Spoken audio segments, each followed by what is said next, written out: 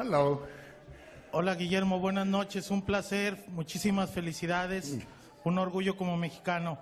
¿Qué te gustaría que significara este premio para todos los mexicanos que te vieron esta noche? Es muy bonito premiar la imaginación mexicana, un punto de vista completamente único que llevamos al mundo en nuestro arte, en nuestra presencia y en lo que podemos aportar. Y es recordarle al mundo que hay mucho que contar y un contar muy mexicano. Here, hola, Guillermo, Yes. how you doing? We talked before about like all your intentions with the movie and everything, but how important is for you that this movie is just like showing that you're in connection with things that are happening right now? I mean, that's pretty, it could be very unusual for a movie that is so involved in fantasy to deal. You mentioned that you didn't know, of course, Trump was going to be the president when you were writing it. And then you didn't know that these things with Harvey Weinstein and all the other guys will happen. But then Yes. there's women here, there's like workers that are oppressed. So there's a lot of issues that are all like very current. They're there, so, yeah.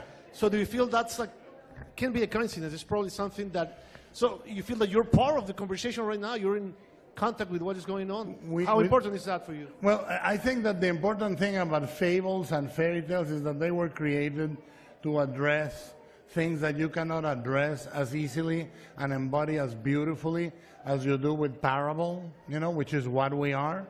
And I think the important thing tonight in many ways is that there was Jordan Peele, and it was Shape of Water, Get Out and Shape of Water, standing in a legitimate, beautiful way next to drama, comedy, musical, action, war, everything, We have a place in the cinematic conversation that has led to the creation of beautiful, powerful images, but also thematic weight. And I think that this was very prescient for me, as it is for anybody that lives as the other in a society. It was very pressing for me to talk about it, and I talked about it through this fable. Thank you, gracias. Yes. Hello, over to your left. And congratulations on the win. Thank you. Looking forward, do you feel like this will have any impact on the kind of stories you want to tell, or the ways you want to tell them? Well, I've been very stubborn for many, many years. So I only do the stories I want to tell. I only do them the way I want to tell them. Sometimes you find a bigger audience. Sometimes you find a more devout audience. Sometimes you find a deep connection with fewer people and blah, blah, blah. But, I've been doing this for 25 years, and with the exception of 1997 Mimic, which was a very difficult production that was compromised, other than that, the movies I've made are movies that I feel I need to make. And that is going to continue, even more strong now. What is beautiful is to do it now from an adult point of view, in a way, from a different point of view in my life or in career and storytelling. So this is a great blessing, and it's a pat in the back to continue. Mr. Del Toro, to your right from the Greek Reporter, congratulations. And I would like to ask you, a few years ago, our president, being the president of the United States, would be considered fantasy. So I want to ask you a question, if you would be interested to make a movie with this character as your protagonist. Would you like to make a movie about Trump at any point of your life? I think that you have to do movies about things that are close to you, that you understand, that you want to use as part of your storytelling kit or your own life. I mean, all my movies are strangely autobiographical, and they end up lining up with social concerns or not. I think that you cannot impose something like that as a model. It has to come from you.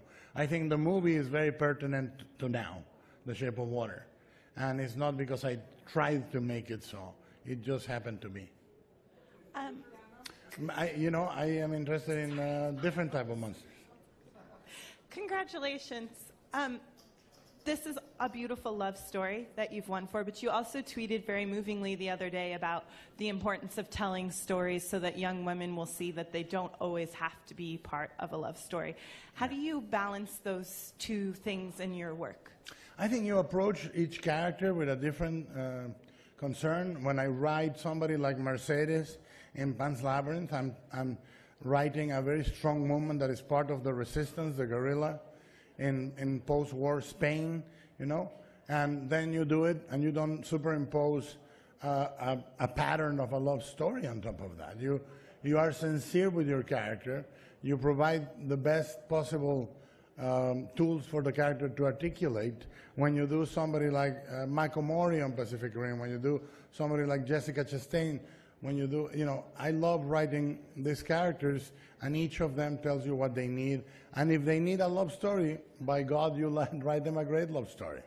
But even then, even when you write a love story, you can do it consciously, trying to not tell the wrong story, because in most conceptions of Beauty and the Beast, it's almost like a Stockholm Syndrome moment in which Beauty is kidnapped by this figure and develops a relationship with, and then the Beast has to transform into the most boring prince to have the relationship, and Shape of Water upends both things, you know? The female character is the engine of change on every single thing that happens in the film, and the Beast remains the Beast, you know, because I don't think love is about transformation and changing the person, but understanding the person, you know? So even then, you don't have to do the usual love story. Julia Pierpont from Xinhua News of China.